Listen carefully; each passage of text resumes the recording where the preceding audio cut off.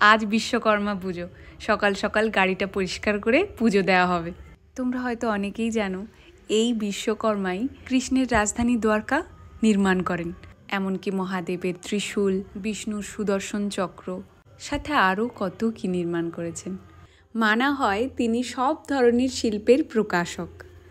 যাই হোক, এবার আমরা বের হব রান্না পুজোয় পান্তা খাওয়ার জন্য।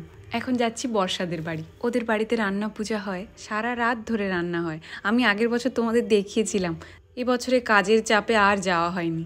সকাল থেকে যে কতবার বর্ষার বোন ফোন করলো পুচু, সে তার ঠিক নেই। আসতে কি যে খুশি ও, সত্যি ওকে আমার খুব ভাল লাগে। সারা রাত ধরে যা রান্না হয়েছে সেগুলো সাজিয়ে সকালে পুজো দেওয়া। কিচেনটা তৈরি হচ্ছে, আগের বারে কিন্তু এরকম ছিল না। টাইলস বসে গেছে, আমরা বসে পড়লাম পান্তা খেতে, সাথে সেই সব রকমের রস মারা তরকারি নিয়ে। তোমরা রান্না পুজোয় ক রকমের তরকারি বানালে জানিও। চলো, সবাই ভালো থাকো, সুস্থ থাকো। আজকে তাহলে আসি, দেখা হচ্ছে কাল।